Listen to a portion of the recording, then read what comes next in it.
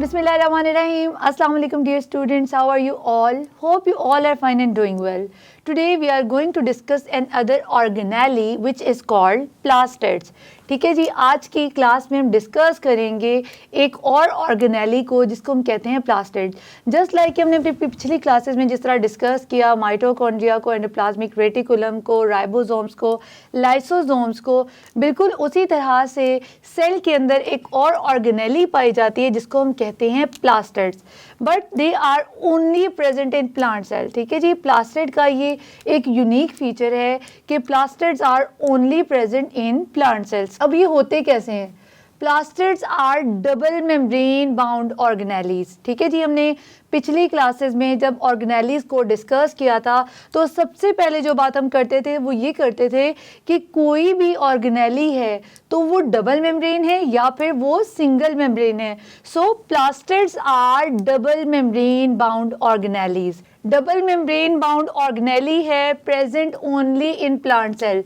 इसका मतलब है ये एनिमल्स के अंदर नहीं होती। ठीक है जी, प्लास्टिड का यूनिक फीचर आपने याद रखना है, ये एमसीक्यूज में पूछा जा सकता है। ठीक है जी, आपको कंफ्यूज किया जा सकता है कि आपको एग्जांपल में कोई एनिमल की एग्जांपल दी जा सकती है, तो आपने ये बात याद रखनी है, plastids are only present in plant cell. Done. अब आ जाते हैं टाइप्स ऑफ प्लास्टिड्स पे। There are 3 types of plastids. How many types of plastids are there? There are 3 types of plastid. The first one is called chloroplast. The second one is called chromoplast. And the third one is called leucoplast. Now we will discuss these types of plastids one by one in details. So first of all बात करेंगे हम chloroplast की। ठीक है जी, chloroplast क्या होता है? Chloroplast is actually the green pigment that is present in plant cell. ठीक है जी, क्लोरोप्लास्ट क्या होता है? ये ग्रीन पिगमेंट होता है। क्लोरोप्लास्ट जो होता है उसके अंदर एक ग्रीन पिगमेंट होता है जिसको हम क्या कहते हैं? क्लोरोफिल कहते हैं। अब इस ग्रीन पिगमेंट को हम फोटोसिंथेटिक पिगमेंट भी कहते हैं, ये बात आपने याद रखनी है। क्लोरोप्लास्ट के अंदर एक ग्रीन पिगमेंट होता है जिसको हम कहते हैं क्लोरोफिल। डन। अब इस ग्रीन पिगमेंट को हम फोटोसिंथेटिक पिगमेंट भी कहते हैं। फोटोसिंथेटिक पिगमेंट क्यों कहते हैं? क्योंकि यही ग्रीन पिगमेंट जो होता है वो रिस्पॉन्सिबल होता है फॉर फोटोसिंथेसिस इन प्लांट्स। इसी ग्रीन पिगमेंट्स की वजह से प्लांट्स के अंदर फोटोसिंथेसिस का जो प्रोसेस है वो पॉसिबल हो पाता है। ठीक है जी, अब ये जो क्लोरोप्लास्ट है ये कहाँ कहाँ होता है? ये ग्रीन प्लांट्स के अंदर होता है और वो वाले प्रोटिस्ट जो फोटोसिंथेसिस का प्रोसेस करते हैं उनके अंदर ये प्रेजेंट होता है। अब ये फोटोसिंथेटिक जो प्रोटिस्ट हैं इसकी एग्जांपल में एलजी आ जाता है। आपको पता है एलजी भी ग्रीन कलर का होता है, तो ग्रीन कलर किस वजह से होता है? क्लोरोप्लास्ट के अंदर पाए जाने वाले पिगमेंट क्लोरोफिल की वजह से। डन। अब बात करते हैं क्लोरोप्लास्ट का जो कलर है, जैसे हमने बात की इसके अंदर कौन सा पिगमेंट होता है? Green pigment. सबसे पहले जब आपने ये क्वेश्चन अटेम्प्ट करना है तो आप इसके डिस्क्रिप्शन में लिखेंगे कि प्लास्टिड जो होते हैं डबल मेम्ब्रेन बाउंड ऑर्गेनेलीज होते हैं, present in plant and photosynthetic algae या फिर फोटोसिंथेटिक प्रोटिस्ट। डन। यहाँ पे क्लियर। उसके बाद आप इसकी टाइप्स पे आ जाएंगे तो आप 3 टाइप्स के बारे में लिखेंगे। पहले उनके नाम लिखेंगे, फिर 1 बाय 1 उनको डिस्क्राइब करेंगे। जब आप उनकी डिस्क्रिप्शन में जाएंगे तो आप उनको भी पॉइंट्स में कट आउट कर लोगे। First of all you will write chloroplast, then you will write 3 main points. सबसे पहले आप उनमें पाए जाने वाला पिगमेंट लिखोगे या फिर कलर के बारे में लिखोगे। दूसरी बात उनकी प्रेजेंस के वो कहाँ पाया जाता है, प्लांट्स के किस पार्ट में वो जो है पिगमेंट पाया जाता है। एंड थर्डली उसके फंक्शन के बारे में। तो फर्स्ट ऑफ ऑल हम बात कर रहे थे क्लोरोप्लास्ट की, तो हम बात करेंगे इसके कलर की। ठीक है जी, कलर कौन सा होता है? इसके अंदर कौन सा पिगमेंट होता है? Green pigment. उसको क्या कहते थे? उसको क्लोरोफिल कहते थे या फिर फोटोसिंथेटिक पिगमेंट भी कहते हैं, जो रिस्पॉन्सिबल होता है फोटोसिंथेसिस इन दोज पार्ट। ठीक है जी, अब आ जाते हैं इसकी प्रेजेंस पे। क्लोरोप्लास्ट जो होता है ना ये कहाँ प्रेजेंट होता है? ठीक है, ये लीव्स में प्रेजेंट होता है या फिर ग्रीन स्टेम में। ठीक है जी, प्लांट के वो पार्ट्स जो ग्रीन कलर के होते हैं, लाइक यंग स्टेम जो होती है वो ग्रीन कलर की होती है।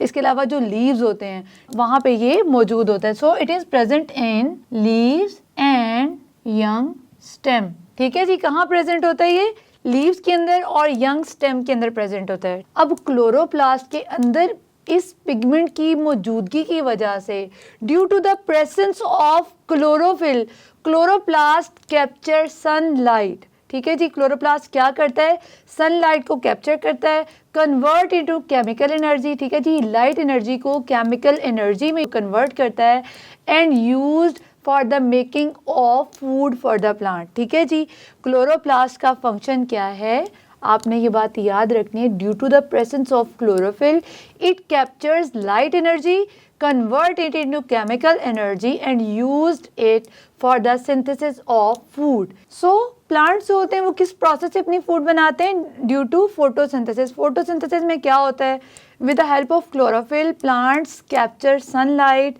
And get water from the soil, और ये सॉइल से वाटर लेते हैं, मिनरल्स लेते हैं और सनलाइट की मौजूदगी में अपनी फूड ग्लूकोज की फॉर्म में खुद प्रिपेयर करते हैं, और सारे प्रोसेस को हम कहते हैं फोटोसिंथेसिस।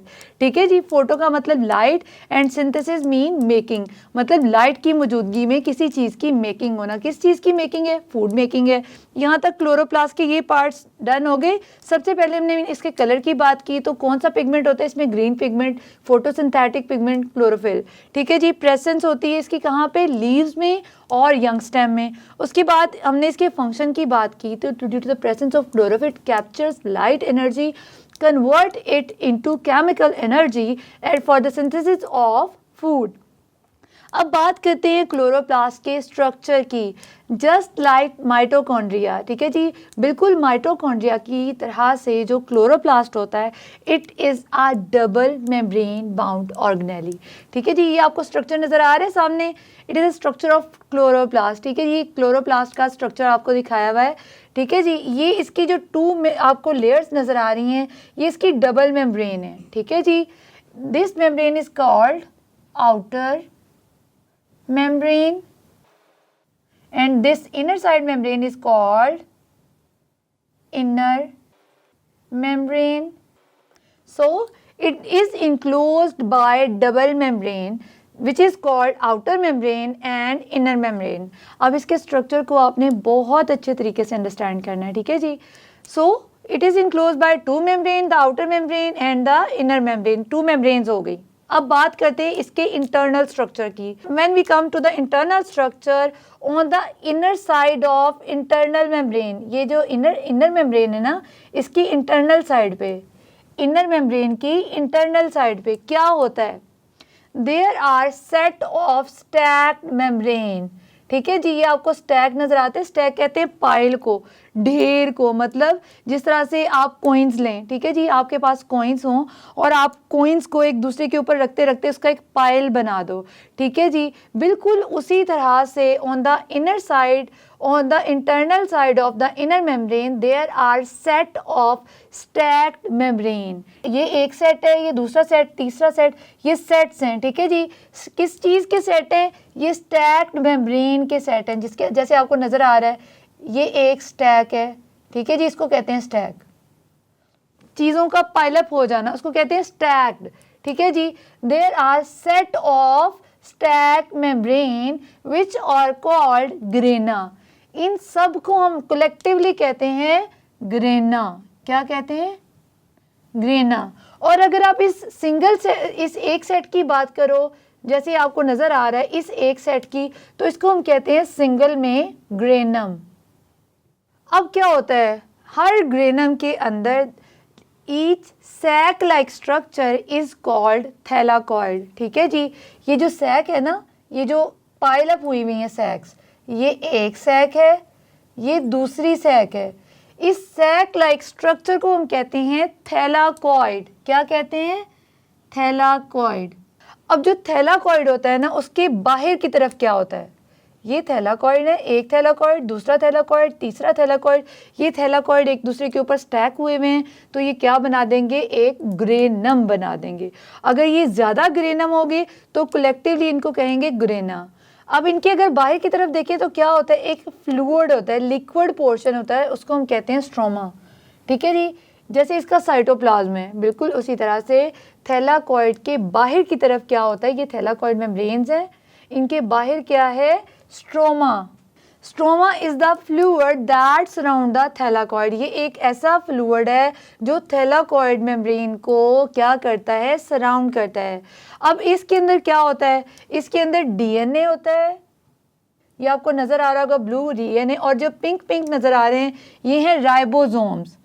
ठीक है, ये क्या हैं, राइबोसोम्स। अब ये डीएनए और राइबोसोम्स की जो प्रेजेंस है ये शो करती है they make their own protein just like mitochondria. ठीक है जी, ये अपनी प्रोटीन खुद बनाते हैं। ठीक है जी, due to the presence of DNA and ribosome we can say that the chloroplast also make their own protein. ठीक है जी, यहाँ पे प्रोटीन सिंथेसिस भी होती है। अब जो क्लोरोफिल होता है ना वो थैलाकॉइड के ऊपर प्रेजेंट होता है जो कैप्चर करता है सनलाइट को। ठीक है जी, अब आपने याद रखना है ये जो थैलाकॉइड एक है इसके ऊपर क्या होता है, क्लोरोफिल प्रेजेंट होता है। ठीक है जी, ये क्या करता है, लाइट एनर्जी को कैप्चर करता है। क्या करता है, सनलाइट से जो लाइट एनर्जी आती है उसको ये कैप्चर करता है, ये सन है। ठीक है जी, ये लाइट एनर्जी को कैप्चर करता है। तो ये जो बहुत ज़्यादा थैलाकॉइड के सेट होते हैं वो रिस्पॉन्सिबल होते हैं कि ज़्यादा से ज़्यादा जो लाइट एनर्जी है उसको कैप्चर कर सके। डन, तो ये हमारा हो गया क्लोरोप्लास्ट। अब आ जाते हैं second part type of plastid which is chromoplast. ठीक है जी, क्रोमोप्लास्ट जो है इसमें क्या होता है, they contain a pigment which is called carotenoids. इसमें क्या होता है, कैरोटिनाइड्स होती हैं। अब कैरोटिनॉइड्स क्या होते हैं, ये वो पिगमेंट्स होते हैं जो कलर देते हैं प्लांट्स को। ठीक है जी, ये कलरफुल पिगमेंट्स होते हैं। ये क्या होते हैं, कलरफुल पिगमेंट्स, ये प्लांट्स को ब्राइट कलर देते हैं। डन, ये कैरोटिनॉइड्स क्या होते हैं, ये कलरफुल पिगमेंट्स होते हैं और प्लांट को ब्राइट कलर देते हैं। ठीक है जी, अब ये होते कहाँ पे हैं, where they are present in the petals of flowers and fruits. ठीक है जी, ये फ्रूट्स में प्रेजेंट होते हैं और फ्लावर की जो पेटल होती हैं वहाँ पे प्रेजेंट होते हैं। जो भी फ्रूट्स का कलर होता है, जो भी फ्लावर्स की पेटल का कलर होता है वो किस वजह से होता है, वो क्रोमोप्लास्ट की वजह से होता है। जैसे आपने देखा होगा रेड रोज़ होते हैं, वाइट रोज़ होते हैं और इस तरह बहुत सारे फ्लावर्स होते हैं, वो पर्पल कलर के होते हैं, पिंक कलर के होते हैं, वाइट कलर के होते हैं, येलो कलर के होते हैं, सनफ्लावर का कलर जैसे येलो होता है। तो ये सारे के सारे कलर्स, और फ्रूट्स के भी डिफरेंट कलर होते हैं, जैसे गावा होता है ग्रीन कलर का होता है, ऑरेंज कलर का होता है, पोमेग्रेनेट जो होता है वो डार्क रेड कलर का होता है, मैंगो येलो कलर का होता है।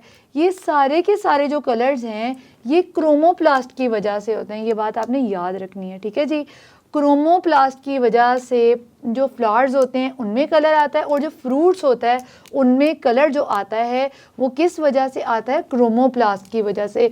इनके अंदर एक पिगमेंट होता है जो कैरोटिनाइड कहलाता है और ये ब्राइट कलर देता है चीज़ों को। They are responsible for pollination and dispersal of fruit and seeds. Dispersal of fruit and seed का क्या मतलब है कि सीड जो होते हैं वो एक जगह प्लांट ग्रो करता है। ठीक है जी, लेकिन क्या होता है कि वो सीड एक जगह से दूसरी जगह चला जाता है किसी भी हवा के ज़रिए, एनिमल्स के ज़रिए, जो बर्ड्स होते हैं उनके ज़रिए, या फिर किसी भी वजह से जो सीड होते हैं उनका डिस्पर्सल होता है, या फिर जो ह्यूमन बींग्स हैं वो भी फ्रूट्स को एक जगह से दूसरी जगह लेके जा सकते हैं। तो क्या होता है, डिस्पर्सल का मतलब होता है फैल जाना। ठीक है, स्प्रेड हो जाना।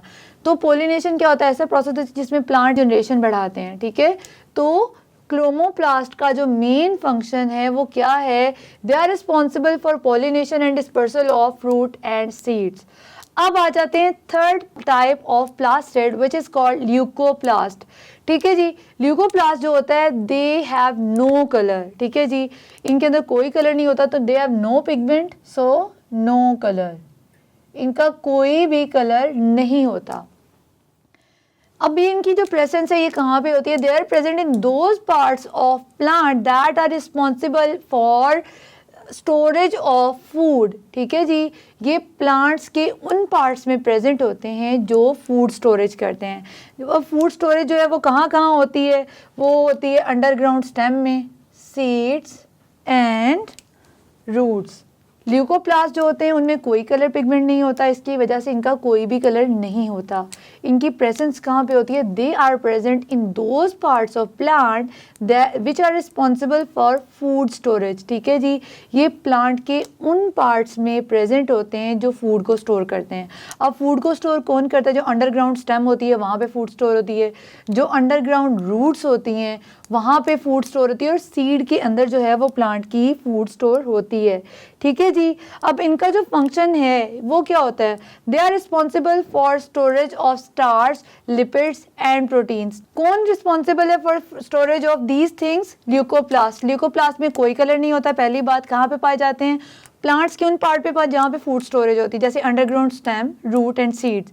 ठीक है जी, इनका फंक्शन क्या होता है? They are responsible for storage of starch, lipid and proteins. ठीक है जी, ये 3 मेन जो है इनके फंक्शंस हैं। सो ये हमारा था पूरा का पूरा टॉपिक प्लास्टिड्स का। आई होप आपने बहुत अच्छे तरीके से अंडरस्टैंड किया होगा। अगर आप इसकी कंप्लीट अंडरस्टैंडिंग चाहते हैं, आप चाहते हैं ये टॉपिक आपको बहुत अच्छे तरीके से अंडरस्टैंड हो जाए, तो इस वीडियो को आप बार बार देखिए। ठीक है जी, आपने इसको स्किप नहीं करना, आपने बहुत अच्छे तरीके से इसको अंडरस्टैंड करना है। अगर कोई लाइन आपको समझ नहीं आती, आप वहीं से पॉज कीजिए और दोबारा उसको बहुत अच्छे तरीके से सुनिए, ताकि आपको कॉन्सेप्ट जो है वो बहुत अच्छे से क्लियर हो जाए। और इसके अलावा अगर आप ये वीडियो बहुत अच्छे तरीके से देखेंगे तो आपका ना सिर्फ कॉन्सेप्ट क्लियर हो जाएगा, बल्कि ये पूरा क्वेश्चन आपको एज इट इज़ याद भी हो जाएगा, बहुत अच्छे तरीके से मेमोराइज हो जाएगा, और आप एग्जाम्स में अच्छे तरीके से अटेम्प्ट कर पाओगे। मैं मिलूंगी अपनी नेक्स्ट क्लास में एक नए लेसन के साथ। तब तक के लिए अल्लाह हाफ़िज़।